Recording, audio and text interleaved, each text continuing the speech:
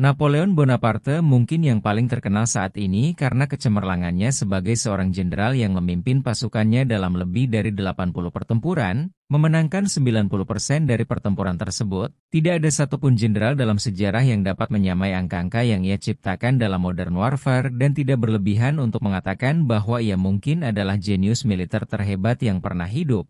Namun ceritanya mengejutkan, misalnya tahukah Anda bahwa orang Prancis paling terkenal dalam sejarah bahkan tidak bisa berbahasa Prancis sampai dia berusia 10 tahun atau dia hampir menyerah dalam karir militernya untuk menulis novel roman.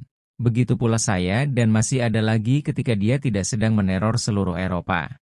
Napoleon punya waktu untuk menjadi perantara kesepakatan terbesar dalam sejarah real estate yang secara tidak sengaja membantu umat manusia menerjemahkan hieroglif Mesir dan melakukan reformasi hukum ekonomi dan pendidikan yang benar-benar mengubah dunia. Dan salah satu kerabat jauhnya adalah pengisi suara yang memerankan Chef Louis di The Little Mermaid. Menurutku itu mungkin fakta menarik acak favoritku sepanjang masa. Tidak ada cara lain untuk mengatakan bahwa Napoleon Bonaparte menjalani salah satu kehidupan paling luar biasa di dunia. Sejarah beginilah perjalanannya jika seperti saya. Anda juga berpikir sudah waktunya melakukan sesuatu untuk melindungi ekosistem planet kita. Bertahanlah sampai akhir. Saya punya rekomendasi inspiratif dari teman-teman saya di Planet Wild, sebuah organisasi perlindungan lingkungan yang Anda menangkan. Saya tidak mau ketinggalan Napoleon lahir di Pulau Korsika, Prancis pada tanggal 15 Agustus 1769. Saya katakan Pulau Prancis hanya 3 bulan sebelum Napoleon melaksanakan keberhasilan militer pertamanya. Kemajuan militer melalui jalan lahir ibunya. Korsika telah menjadi negara berdaulat merdeka yang diserbu Prancis setelah membelinya dari mantan pemilik Republik Genua, dan sebagian besar penduduk setempat tidak terlalu menyukainya meskipun sedang hamil 6 bulan.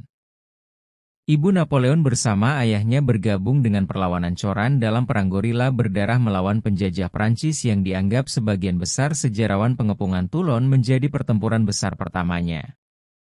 Bayi Napoleon mengambil bagian dalam perang pertamanya sebagai janin. Itu akhirnya menjadi salah satu dari sedikit kekalahan dalam karirnya.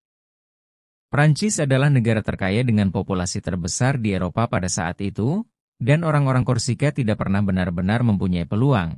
Tetapi sentimen anti-Fringe tetap tinggi di antara sebagian besar penduduk termasuk Napoleon muda. Itulah sebabnya dia tidak terlalu senang ketika pada usia 9 tahun ayahnya mengirimnya ke sebuah asrama mewah di Prancis. Sekolah di daratan itu adalah perubahan besar bagi Napoleon, dan dia benar-benar membencinya secara teknis. Dia sama Prancisnya dengan Baguette, tetapi dia sangat merasa asing dan itu tidak terlalu mengejutkan mengingat dia sebenarnya tidak merasa asing. Hanya bisa berbahasa Perancis Korsak dan Italia. Dia mempelajari istilah itu dengan cukup cepat tetapi dia tidak akan pernah kehilangan aksen Korsanya bahkan setelah dewasa. Setahun kemudian dia mendapatkan beasiswa ke Akademi Militer bergengsi di Brian-l'Eau, dan dia juga membencinya sama seperti dia benci sekolah berasrama.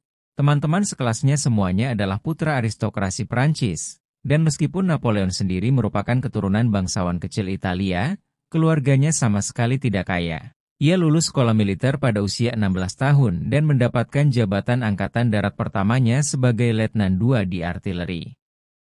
Unit yang dia pelajari dengan cepat, dan tak lama kemudian dia menjadi salah satu prajurit yang paling cakap di unitnya. Namun promosi yang dia rasa pantas dia terima tidak pernah diterima. Masyarakat Prancis pada saat itu didasarkan pada hierarki yang ketat. Pertama datang gereja, kemudian aristokrasi, dan akhirnya rakyat jelata. Napoleon secara teknis adalah bagian dari aristokrasi. Tetapi jika nobel adalah supermarket dia akan menjadi asda. Dan jika Anda ingin mencapai posisi paling senior di Angkatan Darat, Anda harus menjadi White Rose, tidak peduli seberapa keras dia bekerja atau seberapa baik dia. Napoleon akan selalu dipegang kembali oleh warisannya. Atau setidaknya itulah yang dia pikirkan tetapi kemudian revolusi Perancis terjadi hierarki sosial yang telah mengatur masyarakat Perancis selama berabad-abad. Tercabik-cabik ketika kaum revolusioner menggulingkan monarki dan melucuti hak-hak istimewa aristokrasi Raja Louis ke-16, dan istrinya Marianette diberi perlakuan guillotine, dan Perancis dinyatakan sebagai republik yang diperintah oleh politisi yang dipilih melalui Pemungutan suara. Revolusi Perancis jelas tidak disiarkan di televisi, tetapi kabar masih tersebar, dan ketika seluruh Eropa mendengar apa yang terjadi di Perancis, mereka bukanlah yang terbaik. Senang pada kenyataannya, mereka sangat marah karena sebagian besar negara di Eropa mempunyai monarki dan aristokrasi sendiri, dan ide-ide revolusioner yang keluar dari Perancis merupakan ancaman nyata bagi mereka semua. Sehingga para pemimpin terhormat di Eropa memutuskan untuk menyelesaikan perbedaan ideologi mereka, seperti para penguasa budaya. Mereka hanya bercanda, mereka pergi berperang melawan Inggris Raya, Kekaisaran Romawi Suci, Portugal, Prusia, Sardinia, Spanyol, dan beberapa negara lain. Membentuk induk dari semua tim untuk memberikan smackdown mutlak pada Perancis. Revolusioner Perang Koalisi Pertama telah dimulai untuk rata-rata orang Perancis. Anda yang memiliki setengah sebuah benua yang mendeklarasikan perang terhadap Anda, tetapi mungkin cukup menakutkan bagi Napoleon Bonaparte. Rasanya seperti Natal telah datang lebih awal, tiba-tiba ada permintaan besar akan orang-orang militer yang cakap untuk memimpin angkatan darat Perancis melawan musuh-musuhnya yang tak terhitung jumlahnya. Dan Anda bahkan tidak perlu menginjakan kaki. Dalam masa tunggu untuk mendapatkan pekerjaan, rasa kepemimpinan pertamanya datang pada tahun 1793 setelah pemberontak royalis yang didukung oleh kapal-kapal Inggris dan Spanyol, merebut pelabuhan kota Toulon. Napoleon datang dengan rencana berani, untuk membebaskan kota dengan menyerbu benteng di puncak bukit di tengah malam, dan mengarahkan meriamnya ke kapal-kapal koalisi yang memblokade pelabuhan. Dia memimpin serangan itu sendiri dengan mengambil bayonet untuk menentangnya dalam prosesnya, tetapi rencana itu berhasil. Napoleon yang berusia 24 tahun, baru saja memenangkan pertempuran signifikan pertamanya, dan dunia pertama kali melihat apa yang mampu dilakukan oleh jenius militer terhebat dalam sejarah. Napoleon dipromosikan menjadi brigadir jenderal.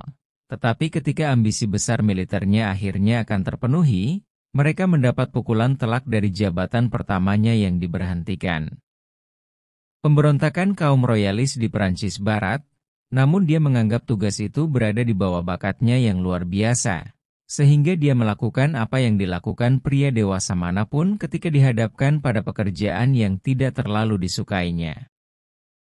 Dia melakukan pekerjaan yang sakit-sakitan, dia begitu jengkel sehingga bahkan mencoba karir yang liar, perubahan menulis novel roman yang menarik di mana tokoh utamanya memiliki kemiripan yang mencolok dengan Napoleon sendiri.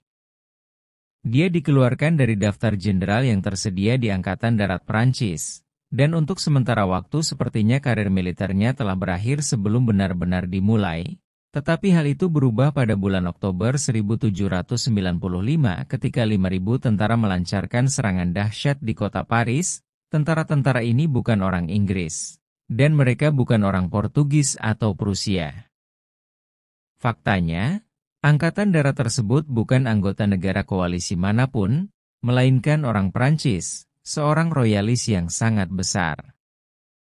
Niat pemberontakan tentang penggulingan pemerintahan baru dan mengembalikan monarki jika berhasil.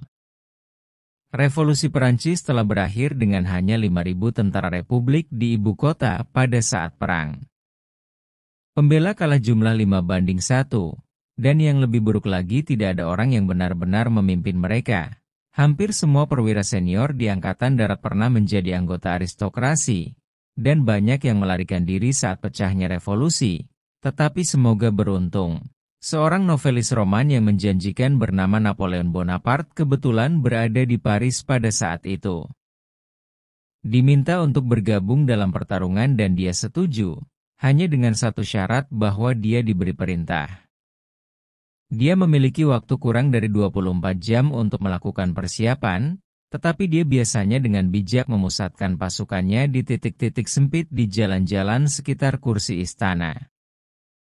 Pemerintahan baru dan menyiapkan artileri di titik-titik strategis untuk menciptakan zona pembunuhan kaum royalis, melancarkan serangan pertama mereka pada dini hari tanggal 5 Oktober, dan ketika pertempuran dimulai, Napoleon berada di tengah-tengah pertempuran, dan tetap berada di garis depan. Bahkan setelah kudanya ditembak keluar dari bawahnya, posisi pertahanannya yang disusun dengan tergesa-gesa begitu efektif, sehingga tidak hanya membuat dia kehilangan kurang dari 100 orang saat dia dengan meyakinkan mengalahkan tentara royalis yang jauh lebih besar. Dan begitu saja dia beralih dari tawaran asmara yang penuh kemarahan menjadi penyelamat. Revolusi baru berusia 26 tahun ketika Napoleon dipromosikan menjadi panglima tertinggi dan diberi komando penuh atas tentara Prancis di Italia Utara. Dia pertama kali melihat angkatan darat barunya pada bulan Maret 1796, tetapi apa yang dilihatnya tidak terlalu menggembirakan. 13 pasukan lapangan yang berada di bawah kendali Prancis pada saat itu, pasukan Napoleon adalah yang terlemah. Tentaranya kekurangan gizi, perlengkapannya buruk, dan sebagian besar dari mereka belum dibayar selama berbulan-bulan. Semangat kerja sangat rendah sehingga beberapa unit mengalami pemberontakan dan banyak lagi yang berada di ambang kehancuran. 63.000 tentara yang dimiliki Napoleon, hanya 38.000 yang dianggap siap bertempur. Dan yang lebih buruk lagi, Italia Utara adalah benteng koalisi dengan tentara Austria dan Sardinia, yang berkerumun di mana-mana meskipun kondisi pasukannya Napoleon mengejutkan semua orang dengan melakukan serangan hanya dalam waktu berminggu-minggu. Setelah tiba di Italia dan tampaknya hanya fortnight yang dia perlukan untuk mengubah gerombolan tentara bayaran. Pemberontak menjadi mesin tempur yang mematikan karena dalam pertempuran pertamanya. Sebagai jenderal yang matang, dia benar-benar melenyapkan pasukan gabungan Sardinia Austria 30 mil sebelah barat dari Genua. Di akhir pertempuran, 3.500 tentara musuh tewas. Napoleon hanya kehilangan 200 orang. Selama 12 bulan berikutnya memimpin apa yang seharusnya menjadi angkatan darat Perancis terlemah melawan jenderal yang lebih berpengalaman di wilayah tempat dia berada. Kalah jumlah, Napoleon terus mengamuk dengan memenangkan 19 dari 21 pertempurannya. Pasukan koalisi dikalahkan secara menyeluruh oleh jenderal pemula, sehingga mereka terpaksa menuntut perdamaian dan menyerahkan kendali atas Italia Utara kepada Perancis. Napoleon telah mengakhiri perang koalisi pertama cukup banyak sendirian dengan semua sekutu kecuali Inggris ikut serta dengan menandatangani perjanjian Campo, yang membuat dua pengganggu terbesar di Eropa melakukan apa yang mereka lakukan dengan saling menyebut nama kasar di Selat Inggris, setelah satu hal yang sangat tidak sopan. Penghinaan pedas yang mungkin melibatkan kaki tangan, atau sesuatu yang secara singkat dianggap oleh Prancis sebagai invasi penuh yang dipimpin oleh Napoleon. Tetapi setelah perencanaan berbulan-bulan, dia menyimpulkan bahwa dia tidak memiliki cukup kapal untuk mengatasi kekuatan angkatan laut kerajaan. Setidaknya belum tersisa dia dengan dua pilihan duduk dengan damai sebentar, atau mencari orang lain untuk tidak mendapatkan hadiah karena menebak mana yang dia pilih. Pada awalnya pilihan target Mesir tampak agak acak, tetapi Napoleon punya rencana licik pada pergantian itu. Abad ke-19, Inggris adalah salah satu negara terkaya di dunia dan sebagian besar uang tunai tersebut berasal dari British India. Kapal dagang Inggris melakukan perjalanan ke anak benua tersebut dengan berlayar mengelilingi Afrika, namun komunikasi antara kedua negara biasanya melalui Timur Tengah untuk alasan sederhana. Mengapa Inggris lebih cepat menginvasi Mesir adalah sebuah pukulan ganda. Tidak hanya akan mengganggu hubungan Inggris dengan India, hal ini juga akan menjadi titik awal bagi invasi Perancis di masa depan sejauh yang direncanakan. Hal ini merupakan hal yang berani, namun ketika Napoleon menetapkannya. Sebelum pemerintah Perancis, mereka menyetujuinya begitu cepat sehingga hampir sedikit mencurigakan. Anda lihat pada titik ini Napoleon bukan hanya senjata paling mematikan di Perancis, dia juga seorang pahlawan nasional. Dan itu adalah kombinasi yang berpotensi berbahaya. Rumor mulai menyebar cepat atau lambat, jenderal muda itu akan mengajukan perebutan kekuasaan dengan mengirimkannya ke Mesir selama 1 atau 2 tahun. Pemerintahan Republik melindungi dirinya sendiri, sama seperti merugikan Inggris pada tanggal 19 Mei 1798. Napoleon pasukan invasi Mesir berjumlah sekitar 40.000 orang berlayar ke Afrika Utara, tetapi bukan hanya tentara yang berada di kapal tersebut. Napoleon baru-baru ini terpilih menjadi anggota Akademi Ilmu Pengetahuan Perancis, dan dia menyadari bahwa peran baru ini memberinya kesempatan untuk mengubah invasinya bukan sebagai perang ekspansi, tetapi sebagai perang ekspedisi pencerahan untuk membuat semuanya tampak lebih sah. Dia membawa hampir 200 ilmuwan untuk ikut serta lebih lanjut tentang apa yang mereka lakukan. Dalam 1 menit, armada mendarat di Mesir pada tanggal 1 Juli 1798, dengan cepat merebut kota Alexandria. Di sana Napoleon mengerahkan sekitar setengah pasukannya, melintasi padang pasir ke Kairo di mana ia menemukan 40.000 tentara Ottoman yang marah menunggunya. Ketika batu-batu terlempar dari piramida. Pada titik ini, semua orang di Eropa telah mengetahui bahwa Napoleon pada dasarnya adalah kode curang dan bukan untuk dikacaukan. Tapi ini bukan Eropa. Tentara Ottoman tidak tahu dengan siapa mereka berhadapan. Dan karena jumlah musuh mereka lebih banyak, 2:1, mereka tentu saja mengharapkan kemenangan yang mudah, dan itulah yang sebenarnya bukan untuk mereka. Pertempuran piramida adalah salah satu pertempuran yang paling sepihak dalam sejarah peperangan. Kavaleri Utsmania sangat legendaris dan menghadapi gelombang demi gelombang penyerangan. Napoleon dengan santai membuat taktik baru, yang mengatur pasukan senapannya menjadi persegi panjang yang sangat besar. Sehingga mereka bisa diapit dengan mengorbankan hanya 289 nyawa orang Prancis. Lebih dari 10.000 tentara Ottoman terbunuh, dan Mesir adalah milik Prancis. Bukan berarti Napoleon bisa menikmati kemenangan terbarunya yang benar-benar konyol dalam waktu lama, karena ternyata Inggris sudah mengetahui tentang invasi kecilnya. Kekuatan selama ini mereka hanya tidak yakin kapan tepatnya Napoleon berencana untuk menyerang. Sehingga mereka mengirim Laksamana Horatio Nelson untuk pergi dan mencari tahu dan memimpin armada besar miliknya. Nelson sendiri telah menghabiskan 2 bulan sebelumnya berkeliling Mediterania seperti kapal-kapal. Pada tanggal 1 Agustus dia akhirnya menemukan armada Prancis berlabuh 20 mil timur Laut Alexandria. Pertempuran berikutnya sama, berat sebelah dengan pertempuran piramida. Hanya saja kali ini Prancis yang mengambil tindakan. Bagi mereka armada mereka hampir seluruhnya hancur meninggalkan tentara Napoleon terjebak di Mesir, karena pulang ke rumah bukan lagi sebuah pilihan. Napoleon berpikir dia sebaiknya melakukan sedikit lebih banyak penaklukan, sehingga dia mendorong timur ke wilayah Ottoman yang menguasai Suriah, dan merebut beberapa pemukiman pesisir di sepanjang jalan, tetapi benar-benar terputus dari Perancis.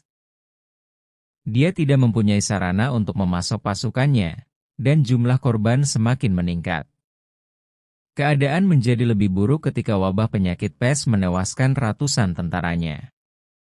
Dan tentara Perancis akhirnya dikalahkan setelah mencoba dan gagal merebut kota.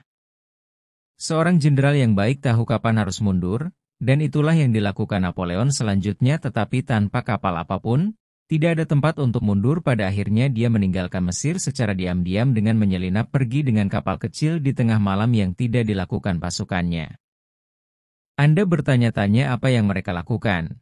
Sementara semua omong kosong ini terjadi, mereka sibuk membuat apa yang secara universal dianggap sebagai salah satu penemuan arkeologi terbesar dalam sejarah. Ketika menopang pertahanan benteng Julien di tepi barat utara, mereka menemukan lempengan batu aneh yang ditutupi tulisan kuno yang dibangun tepat di salah satu dinding yang sekarang dikenal sebagai Batu Rosetta, yang kemudian terbukti menjadi Batu Rosetta. Kunci untuk menguraikan hieroglif kuno melahirkan bidang Egiptologi dalam prosesnya. Bagaimanapun juga Napoleon tiba kembali di Perancis pada bulan Oktober 1799. Dan menemukan bahwa seluruh negeri menjadi kacau karena ketidakhadirannya, ketika seluruh Eropa mengetahui bahwa ilmu pengetahuan khusus Perancis. Operasi di Mesir sebenarnya merupakan invasi besar-besaran.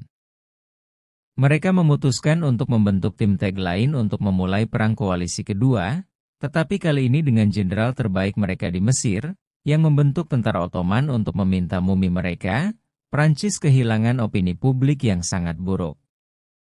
Dan pemerintahan Prancis yang baru berada di ambang kehancuran. Salah satu kekuatan terbesar Napoleon sebagai seorang jenderal adalah memanfaatkan kelemahan musuh. Namun ternyata dia juga sama pandai mengeksploitasi kelemahan di pihaknya sendiri. Pada tanggal 9 November 1799, Napoleon mengumpulkan sekutu-sekutu terdekatnya dan menggulingkan pemerintah Perancis. Secara audat mengangkat dirinya sendiri sebagai konsul pertama dan penguasa Perancis. Revolusi Perancis secara resmi telah berakhir, dan alih-alih menjadi raja yang sangat berkuasa, Perancis kini memiliki Napoleon yang sangat berkuasa sebagai pemimpin. Dan urutan bisnis pertamanya adalah untuk melintasi koalisi kedua yang menyebalkan itu. Ketika dia sedang berkeliaran di sekitar Mesir, Austria telah menyelinap kembali ke wilayah Perancis di Italia Utara. Anda mungkin berasumsi bahwa sekarang Napoleon adalah penguasa Perancis. Dia akan menyerahkan urusan kotor berperang kepada para jenderalnya, tetapi tidak benar-benar mengejutkan semua orang termasuk orang-orangnya sendiri. Dia secara pribadi memimpin pasukan besar di pegunungan Alpen Swiss, menyelinap ke pasukan Austria yang jauh lebih besar yang mengepung Genua dari sana. Segala sesuatunya berjalan lancar dan dapat diprediksi. Napoleon memenangkan serangkaian pertempuran melawan rintangan, dan 2 minggu kemudian perang koalisi kedua telah berakhir. Saat ini bahkan Inggris setuju untuk mengadakannya untuk pertama kalinya dalam lebih dari 10 tahun. Eropa berada dalam peringatan kerusakan perdamaian. Hal ini tidak berlangsung lama tanpa adanya tentara musuh yang dapat mempermalukan saat Napoleon punya waktu untuk mengejar ketinggalan. Sedikit admin di Paris ini adalah kesempatan pertama bagi masyarakat Perancis untuk melihat seperti apa sang jenderal legendaris dalam memerintah. Dan ternyata dia sangat spektakuler selama bertahun-tahun berkuasa. Napoleon sepenuhnya melakukan evolusi ulang, hampir setiap aspek masyarakat Perancis dia memperkenalkan kode Napoleon yang secara komprehensif, mereformasi dan mengkodifikasikan hukum perdata di seluruh Perancis untuk pertama kalinya.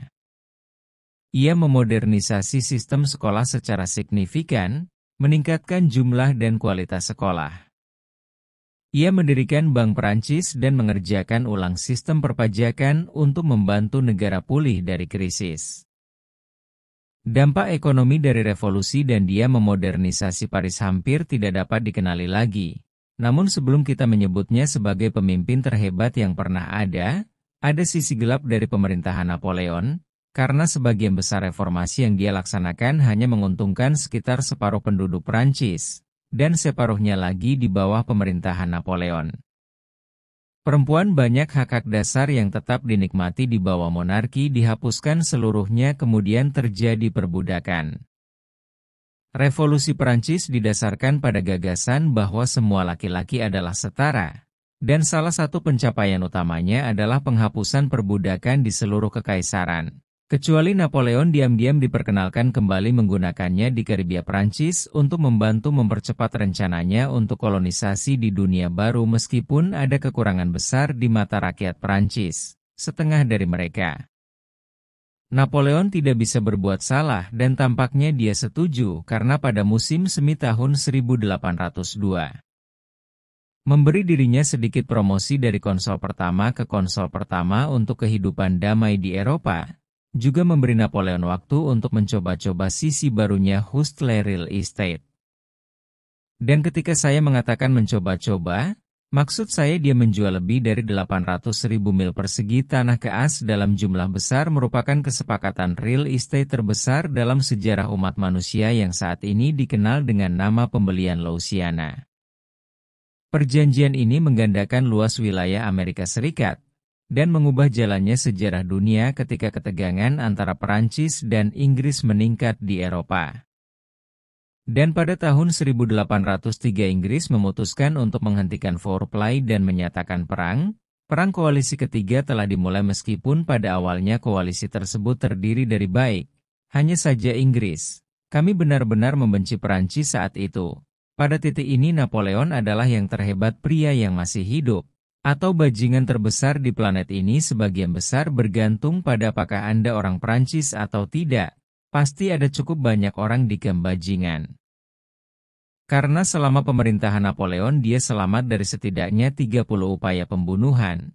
Dan semua orang yang mencoba membunuhnya membuatnya berpikir apa yang akan terjadi pada Perancis. Ketika dia meninggal karena seumur hidup itu hebat dan semuanya. Tetapi Napoleon tidak ingin hanya memimpin selama dia hidup. Dia ingin memerintah selamanya dan itu berarti sudah waktunya untuk promosi lagi pada bulan Desember 1804. Dalam salah satu upacara paling mewah yang pernah menyaksikan Napoleon Bonaparte. Menobatkan dirinya sebagai Kaisar Perancis. Jabatan baru tersebut tidak serta-merta meningkatkan kekuasaannya yang sudah absolut, tetapi itu berarti dia dapat meneruskan jabatannya. Gelar untuk putra-putranya ketika dia meninggal warisannya terjamin sekarang sepenuhnya. Berevolusi menjadi kaisarnya bentuk akhir tidur siang puisi Bonaparte mulai bermain harus menangkap lebih banyak dengan negara-negara Eropa yang memainkan peran. Tim Roket adalah koalisi bebas 3, 4, dan 5. Dan Napoleon mengalahkan mereka semudah dia mengalahkan dua pasukan pertama untuk membantu melawan apa yang sekarang merupakan peperangan yang mencakup benua. Napoleon pada dasarnya menemukan konsep wajib militer massal yang menarik pasukan baru dari seluruh kekaisaran Prancis yang terus berkembang. Pada puncaknya, pasukannya terdiri dari sekitar 600.000 orang, hampir jumlah tentara yang berkali-kali lipat lebih banyak daripada tentara Inggris pada saat itu. Kekuatan sebesar itu merupakan mimpi buruk yang mutlak untuk ditiru pada masa sebelum adanya radio. Sehingga Napoleon menemukan cara yang benar-benar baru dalam mengorganisir pasukannya. Anda mungkin akrab dengan konsep karena alasan militer, ternyata Napoleon menemukan bahwa ia membagi pasukannya menjadi beberapa subdivisi bersenjata campuran yang berfungsi seperti pasukan mini yang mampu bertindak secara independen. Sehingga pasukan raksasa Napoleon secara signifikan lebih cepat dan lebih fleksibel daripada yang lain yang sangat berguna. Setiap kali ia merasa ingin melakukan gerakan terakhir Mortal Kombat yang khas, pengepungan total musuh Eropa tidak berdaya melawannya selama pemerintahannya dia menghapus Kekaisaran Romawi Suci. Sebuah dinasti yang memiliki sein selama lebih dari 1000 tahun mengalahkan Kekaisaran Austria yang kuat tidak kurang dari 4 kali. Dan memenangkan pertempuran yang tak terhitung jumlahnya ketika kalah jumlah dan kalah senjata. Seringkali menderita korban yang sangat kecil pada tahun 1812, Kekaisaran Perancis membentang di sebagian besar benua dan Napoleon telah melantik banyak anggota keluarga di berbagai tahta di seluruh Eropa. Tetapi ada dua orang penting yang tidak hadir di kumpulan negara-negaranya yang semakin bertambah, Inggris Raya dan Rusia. Pada tahun 1805, Nelson telah menghancurkan armada gabungan Perancis dan Spanyol dalam pertempuran Trafalgar, dan Napoleon tidak pernah berhasil membangunnya kembali yang berarti invasi ke Inggris hampir tidak mungkin dilakukan sekarang. Jadi dia mengalihkan perhatiannya ke Rusia pada tanggal 24 Juni 1812. 1,5 juta tentara Perancis berbaris ke Rusia setelah lebih dari 1 dekade menyaksikan Napoleon menghajar siapapun yang berani menantangnya. Rusia sama sekali tidak tertarik untuk mencoba mengalahkannya di lapangan. Pria itu jelas-jelas tak terkalahkan. Mereka melakukan manuver militer yang banyak dilakukan oleh sebagian besar Eropa. Pada titik ini, mereka mundur habis-habisan saat mereka mundur. Rusia membakar segala sesuatu yang mungkin telah digunakan oleh tentara Prancis mulai dari gedung hingga ladang dan infrastruktur utama yang memberikan tekanan besar pada pasukan Prancis. Jalur pasokan Napoleon yang hanya memperburuk keadaan semakin jauh ke dalam wilayah Rusia sehingga tentara Prancis terdesak. Hal ini tidak membantu, karena kondisinya sangat buruk. Musim panas tahun 1812 sangat panas dan ditambah dengan pawai paksa yang panjang dan kekurangan makanan. Banyak dari pasukan Napoleon yang telah wajib militer dari seluruh penjuru kekaisaran mulai menuju gurun, ketika tentara Rusia bergerak semakin jauh ke wilayah persahabatan. Tentara Napoleon melemah, ketika Rusia mulai berperang dalam pertempuran Badino. Dia kalah jumlah, dia menang seperti biasanya, Tetapi kali ini Prancis kalah. Kemenangannya tetap besar, dan memungkinkan Napoleon untuk menduduki Moskow. Yang berarti dia melakukan hal yang mustahil dan mengalahkan Rusia. Hanya ada satu masalah yang tidak diberitahukan kepada Rusia oleh siapapun. Napoleon menunggu dengan sabar musuh yang ditaklukkannya, tetapi kenyataannya mereka tidak melakukannya. Tidak melakukan apapun dan Kaisar Prancis dibiarkan berkeliaran di sekitar Moskow, mencari pekerjaan sambilan yang perlu dilakukan seperti seorang pensiunan yang berusaha menyibukkan dirinya setelah pensiun ketika hari berganti minggu. Dia perlahan mulai menyadari bahwa dia membuat kesalahan besar. Pasukannya yang lumpuh sudah berakhir. Bermil-mil dari rumah dan dalam kata-kata Ned Stark, musim dingin akan tiba jika dia tetap tinggal di Moskow. Dia akan terjebak, jadi dia melakukan satu-satunya hal yang bisa dia lakukan, mundur. Sayangnya pada saat itu musim dingin tidak datang begitu saja. Itu sudah berdarah di mana-mana. Napoleon telah berbaris ke Rusia pada puncak musim panas dan sekarang di tengah musim dingin. Anak buahnya tidak mempunyai persediaan untuk pendingin kondisi mundurnya. Puluhan ribu orang meninggal karena kelaparan atau penyakit dingin, dan puluhan ribu lainnya terbunuh oleh serangan Rusia. Dari 500 juta tentara yang masuk Rusia pada bulan Juni 1812, hanya 40.000 yang berhasil keluar hidup-hidup, untuk pertama kalinya dalam lebih dari 1 dekade. Napoleon Bonaparte yang tak terkalahkan lemah, karena mengetahui musuh-musuhnya sedang menunggu untuk menerkam, ia bergegas kembali ke Paris untuk mengumpulkan pasukan lain. Dengan cepat mengumpulkan kekuatan lebih dari 350.000 orang, tetapi mereka sebagian besar masih pemula, sulit untuk melacaknya tetapi pada titik ini. Eropa telah menggabungkan koalisi keenamnya untuk mencoba dan menangani masalah Napoleon, kali ini terdiri dari Prusia, Rusia, Spanyol, Portugal, Swedia, Inggris, dan beberapa negara bagian Jerman yang lebih kecil. Meskipun kalah jumlah dan memimpin angkatan darat yang tidak berpengalaman, Napoleon menggunakan semua kejeniusannya untuk mencetak beberapa kemenangan besar melawan sekutu. Tetapi itu tidak cukup dengan serangan yang datang dari berbagai lini, dan sebagian besar tentara Prancis mundur sepenuhnya. Akhirnya dikalahkan dalam pertempuran Lake, dia akhirnya dipaksa turun tahta dan Louis VI saudara laki-laki ke-18. Dari raja yang baru saja dipenggal sebelumnya mengambil tahta. Napoleon dikirim ke pengasingan di Pulau Elba di lepas pantai Tuscany, sebagai tanda menghormati atau mungkin hanya untuk membuatnya kesal. Sekutu menamainya sebagai kaisar di wilayah barunya apapun motivasinya. Napoleon mengambil peran ini dengan serius memperkenalkan reformasi besar-besaran yang biasa dilakukannya, hanya dalam 9 bulan ia menciptakan angkatan darat mini. Angkatan laut yang berinvestasi dalam infrastruktur pulau tersebut memperkenalkan metode pertanian modern, mendirikan tambang besi, dan memperbarui sistem hukum dan pendidikan Elba. Tetap setelah menguasai sebagian besar Eropa, sebuah pulau kecil tidak akan pernah cukup untuk memimpin pasukan mikro yang terdiri dari 700 orang, dia melarikan diri dari pendaratan di Perancis pada tanggal 1 Maret 1815, bahkan dipimpin oleh Napoleon yang legendaris. 700 orang seharusnya tidak menimbulkan ancaman apapun bagi Perancis, tetapi raja yang baru dilantik itu membuat kesalahan fatal, ia mengirim pasukan besar untuk menghancurkan Napoleon untuk selamanya. Tentara besar yang terdiri dari prajurit-prajurit yang benar-benar memuja mantan jenderal mereka, sang raja. Angkatan darat segera berpindah pihak dan mulai bergerak ke Paris, tampaknya agak lamban.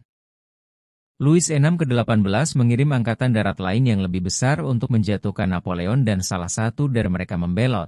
Dan raja sempat mempertimbangkan untuk mengirim angkatan darat lain lalu bertempur dengan lebih baik, dan melarikan diri ke Belgia pada tanggal 20 Maret 1815. Napoleon ke Paris dengan memimpin pasukan barunya, raja telah kembali seluruh Eropa menanggapi berita yang tidak diinginkan. Ini satu-satunya cara yang mereka tahu adalah dengan membentuk koalisi lain yang kita miliki. Pada tanggal ke-7 sekarang kalau Anda menjaga skor, Napoleon melakukan yang terbaik untuk membentuk angkatan darat baru. Tetapi itu bukan waktu yang tepat dan itu memberinya dua pilihan. Baik Turtle, upaya untuk mempertahankan Prancis melawan musuh yang datang.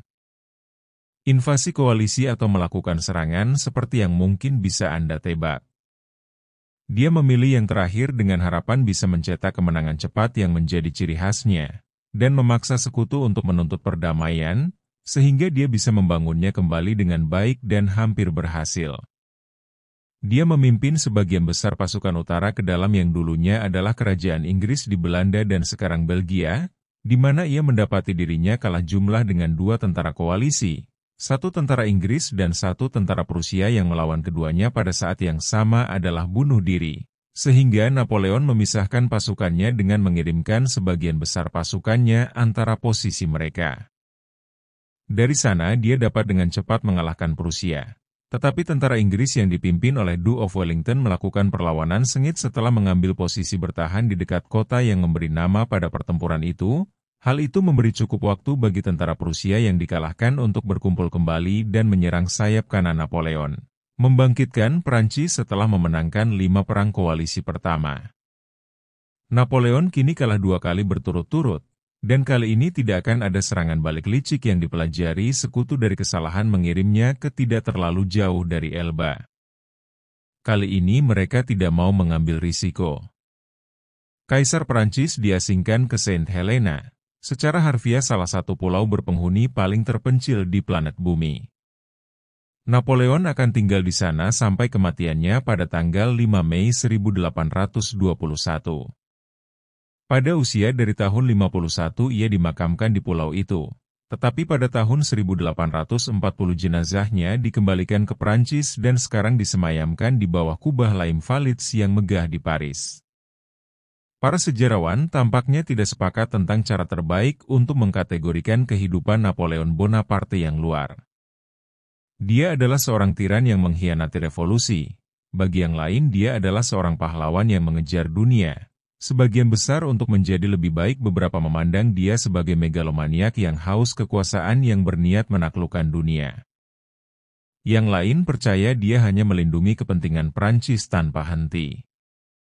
Agresi Eropa, bagaimanapun pengaruhnya terhadap sejarah spesies kita, tidak dapat dilebih-lebihkan setelah kematiannya.